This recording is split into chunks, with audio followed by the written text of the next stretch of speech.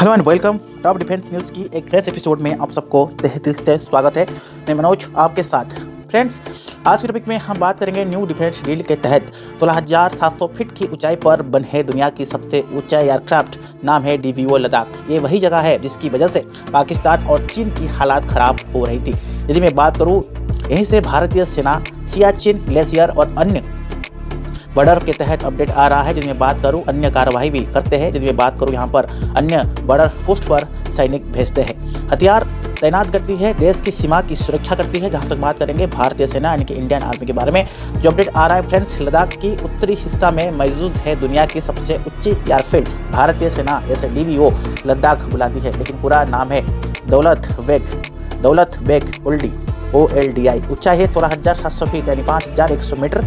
यदि मैं बात करूं, कार्यक्रम रेंज और उत्तरी लद्दाख की पहाड़ी की बीच मौजूद तरीम बेसान की हम बात करेंगे। इसमें यह एक एयरफील्ड भारत की सुरक्षा के हिसाब से बेहद महत्वपूर्ण है। यदि मैं बात करूं, यहीं से भारतीय सेना पाकिस्तान और चीन के कड़ी निगरानी रखती है। यहाँ पर 1960 में भारतीय सेना अपने यदि मैं बात करूं, 1960 में भारतीय सेना अपना न्यू एडप्टरी बनाया था, जो इमेज आप देख पा रहे हैं। यहाँ पर मैं बता दूं फ्रेंड्स, भारतीय सेना जहाँ पर इंडियन आर्मी कहीं ना कहीं हमारे देश की सुरक्षा के लिए जितने भी पैरामिलिट्री फोर्सेस है, including Indian navy, army and air force, चाहे वो धूप हो, चाहे वो बारिश हो, चाहे -डिग्री के टेम्परेचर की बात करेंगे, कहीं ना कहीं भारतीय सेना हमारे देश के लिए अपने जान छागर करने के लिए भी तैयार रहता है। वहीं पर ये आउटपोस्ट की यदि हम बात करेंगे, 1960 में भारतीय सेना ने अपना आउटपोस्ट बनाया था। इसके बाद यहाँ पर एडविली ग्राउंडिंग के तहत ALG, तो यहाँ पर एडवांस लैंडिंग ग्राउंड बनाया गया था। जब मैं बात करूँ, DVO की अब सड़क से भी जोड़ दिया गया है। यह 235 किलोमीटर लंबी एक दारावुक सेंस DVO रोड के नाम पे जाना जाता है। जब मैं बात करूँ, इसे बॉर्डर रोड्स के तहत भी माना जाता है। इसको 2019 में बनाया गया था।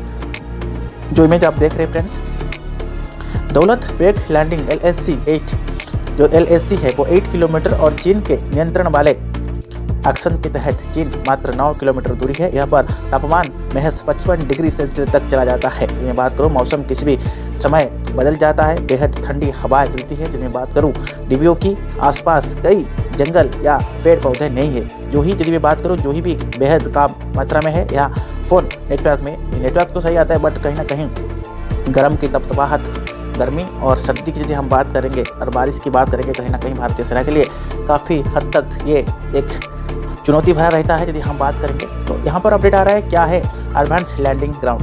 भारतीय सेना यानी कि इंडियन आर्मी और भारतीय वायुसेना, इंडियन एयरफोर्स यहीं पर मिट्टी वाली एयरक्राफ्ट को संचालित करते हैं। जहां पर हम बात करेंगे मल्टी एयरक्राफ्ट को संचालित करते हैं। यहीं पर पहली लैंडिंग भारत चीन युद्ध के समय 1962 में एडवांस लेडर टेक्नोलॉजी के तहत अपडेट किया था। इसके बाद 2008 में इंडियन एयरफोर्स की AN-32 कार्ग प्लेन की लैंडिंग की गई थी, क्योंकि बीच में आई भूकंप की वजह से ग्राउंड टैक्सिंग कमजोर हो गई थी और फिर उसे ठीक किया गया था।